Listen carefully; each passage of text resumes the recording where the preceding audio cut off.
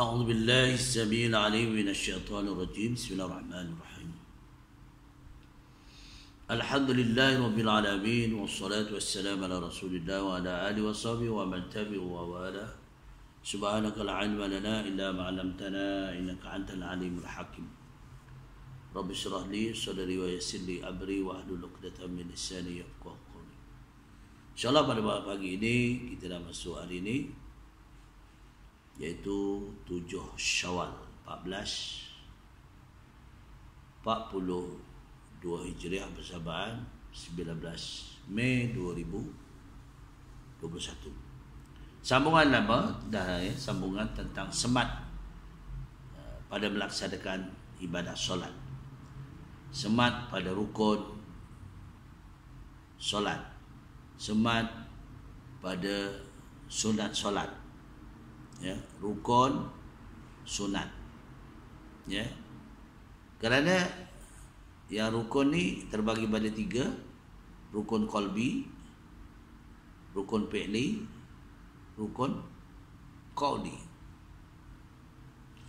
Rukun qalbi yang kita tahu ceritakan telah lalu, iaitu kerja hati.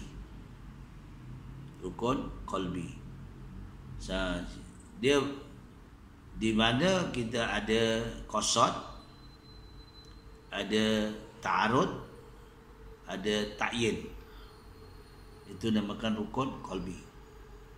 Manakala rukun fi'li, perbuatan yang kita lakukan, berdiri betul, ya, kemudian rukuk dia, sujud, i'tidal, kita kena tahu itu rukun. Mana rukun?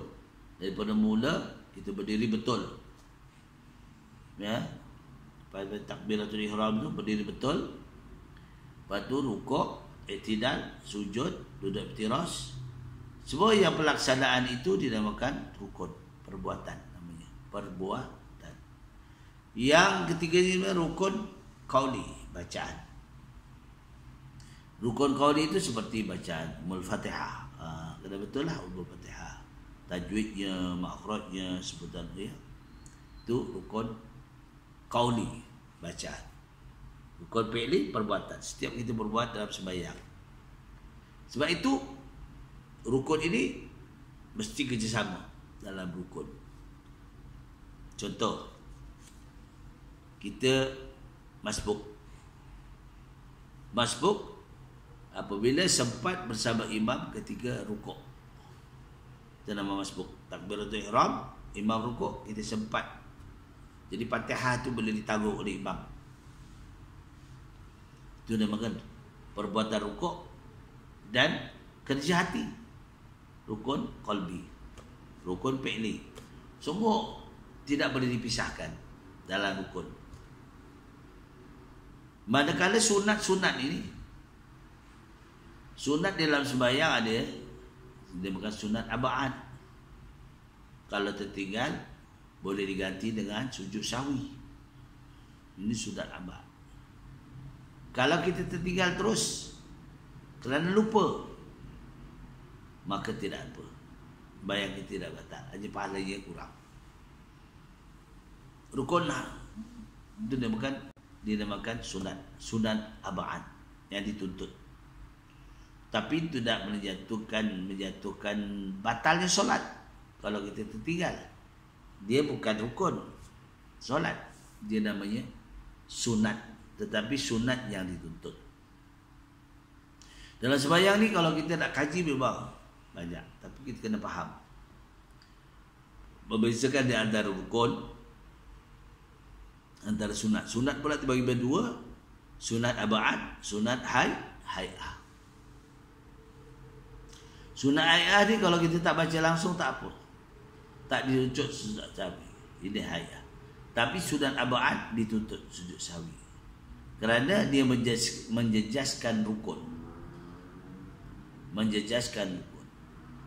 Seperti bila takbiratul ihram, imam tu dia tak sempat, dia nak kejar imam, dia tak sempat, dia Allahu Akbar, imam pula i'tidal, maka dia nak diterima dia walau macam mana pun dia kena tambah. Ya. Ini sebabnya kita kena tahu. Andainya ia dalam sembahyang itu ada kesilapan. Kena kita nak tahu perbezaan di sunat ab'ad yang dituntut. Ab'ad ni seperti rukun, seperti kunut. Tahiyat awal. Ini kalau kita tak buat, terlupa, tak apa. Tapi kalau kita sengaja, maka kita ganti dengan sujud sahwi. Seperti tahiyat awal. Kita terus bangun, kita tahiyat awal. Maka kita berganti dengan sujud sahwi. Sebab ini ada kemudahan dalam solat. Tapi kena fahamlah. Sebab ini tajuknya semat. Mana semat dia cerdik dalam kita melaksanakan ibadat solat. Ya, tahu coba ada apa sebabnya, sampai bagi itu kedetailan dalam melaksanakan ibadah solat. Ya, kita kalau kita berjemaah kita kena tahu. Jangan kita ikut kita je, imam dah iktidal, kita dah baca sampai habis kalimah Fatihah. Tak gitu. Balik imam kita masbuk, tapi imam dah bangun, dia tak rukuk lagi. Macam terbatal. Tak diterima. Ya, pada rakaat yang tadi yang pertama yang masbuk. Bukan batal terus, tidak. Maka kena ditambah lagi satu rakaat. Itu ada caranya. Ya, di dalam kalau kita melaksanakan ibadah solat. Itu sebab itu kena cerdik ataupun semat dalam sembahyang. Bila kita cerdik, maknanya kita kena bertanya, kita tak faham, kita kena cari kitab, kita cari di mana bab-bab yang kita jarang lalui, jarang kita pegang, jarang kita ni bab ni. Apa yang kita jarang lalui, jarang pegang? Ya, ini kalau sunat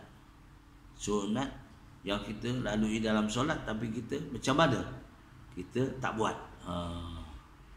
Baik itu. Kalau rukun, kena berhatilah, rukun tu kena ditambah. Misalnya kita sembahyang. Ini berlaku zaman Rasulullah SAW. Bagi dia sembahyang patutnya 4 rakaat, tapi dibuat, ya, dibuat berapa? Dia terbuat 3 rakaat, maka kurang 1 rakaat. Misalnya contohlah. Lalu sahabat bertanya dengan Rasulullah SAW, adakah sembahyang waktu ini pendek? Dia Rasulullah tak ada jawab. Diam, terus pergi ke rumah. Yang masa nanti kan dia terus tambah lagi 1 rakaat. Ataupun dia dalam tu kena tambah 1 rakaat di dalam berjamaah. Sebab semua nak tahu tu.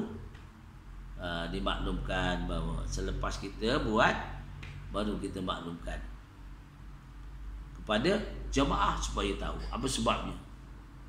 Sebab dia rukun, dia sunat ab'ad. Kenapa ditambah dengan sujud sahwi? Banyak, ya, banyak penerangan-penerangan yang perlu kita faham. Baik.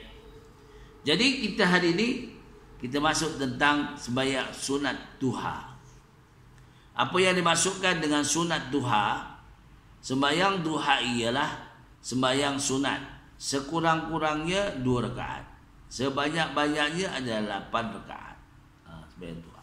Waktu ni lah duha. Waktu ni dah pukul berapa? Pukul 8, 6 minit, ya? 8, 6 minit. Jadi kita boleh duha. Tak apa. Ya, lepas ni kita duha lah, ya. Lepas ni kita buat duha. Sekurang-kurangnya 2 rakaat sembahyang duha tu. Kalau sebanyaknya ialah boleh sampai sunat kita buat 8 rakaat, 2 salam, 2 salam, 2 salam. Itu sunat abad. Dan bagi tiap-tiap 2 rakaat mengandungi 1 salam. 1 salam. Kalau kita benar-benar melakukannya lah, baik. Itu dinamakan sunat. Sekurang-kurangnya 2 rakaat dan sebanyak-banyaknya 8 rakaat. Dan bagi tiap-tiap 2 rakaat mengandungi 1 salam.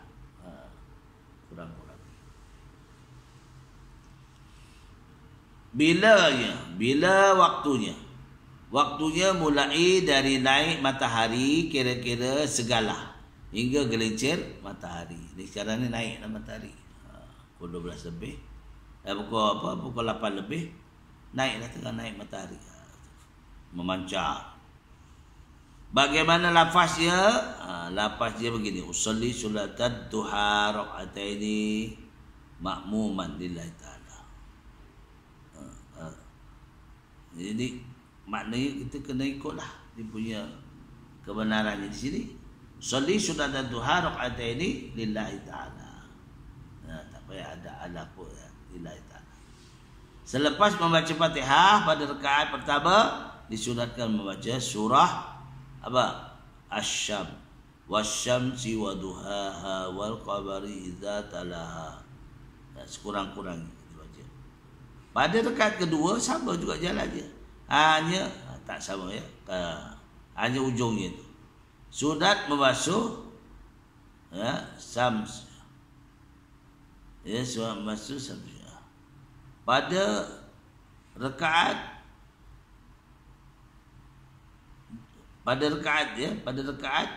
disunatkan pada rakaat kedua seperti membaca surah Al-Fatihah. Disunatkan membaca surat duha. Contohlah. Jadi kita boleh guna surat duha, boleh surah-surah saja dalam Quran atau mukaddam. Tu boleh. Maknanya tak. Ya, kita taklah memberati kena cari surah dia tak. Dia tak memberati. Itu bab duha ya. Duha dah selesai, maknanya kita duha tu kalau boleh kita buatlah. Tak boleh 2 rakaat, 4 tak boleh 4, 6 tak boleh 6, 8. Tak apa naik. Sebab itu kita bila kita kadang-kadang kita di rumah morong saja, belum apa dah buat. Tapi kita ada kawan datang, ya, bukan dia ziarah saja, saya panggil sebab ya, itu nak melatih. Baik. Waktunya ialah dari naik matahari kira-kira segala hinggalah gelincir matahari. Segala ni sekarang lah. Gelincir matahari dalam pukul 11 12 lah, macam tu. Sebelum waktu zuhur. Bagaimana lapas niatnya? Niatnya usalli sunatan duha raka'ataini lillahi ta'ala. Selepas membaca Fatihah pada rakaat pertama disunatkan membaca surah Asy-Syamsi wa duha. Ya, yang pertama. Syamsi wa duha. Wal qamari idza talaha. Yang kedua, lepas Fatihah disunatkan baca surat duha wad duha wal laili idza saja. Baik, kita nak perkongsikan. Maknanya dalam semat ini kita kena tahu adanya kita terlupa pada rukun, maka kita gantilah dengan ganti. Misalnya kita rukun, misalnya sembahyang duha 2 rakaat. Bila tiba pada rakaat kedua kita lupa baca Fatihah. Lupa baca Fatihah. Kita baca lagi, sambung pun tak mau hidup. Okey. Kalau dah macam itu, kita cari mana. Ya. Kalau macam itu kita kena di mana tempat yang kita disunatkan membaca surah tersebut. Boleh ganti surah yang lain. Ini caranya. Hendaklah kamu baca dengan niat usalli sunatan duha raka'ataini lillahi ta'ala. Lepas membaca Fatihah pada rakaat pertama, hendaklah baca apa? Pertama disunatkan membaca surah Asy-Syamsi wa duha. Surah lain tak boleh? Boleh. Yang kedua surah apa? Itu surah duha. Itu boleh. Yang penting kita ikut peraturan. Jadi setakat itu perkongsian tentang solat duha. Terima kasih ya. Sembahyang ni kita kena jaga, kita tahu. Kita nak sembahyang tu kita nak tahu bagaimana kedudukan, ya, bagaimana rakaat dia, kita tahu. Bila kita tahu kita berlaksanakan. Tak usah banyak-banyak dan datang InsyaAllah kerana lama tak bersyarat. Ya, kita akan datang, kita sambung. Yang baik semua daripada Allah, mana kekurangan saya maghfirah Allah Ta'ala. Aku ni qali hadza astaghfirullahaladzim wa lakum wa billahi taufiq wal hidayah. Assalamualaikum warahmatullahi wabarakatuh.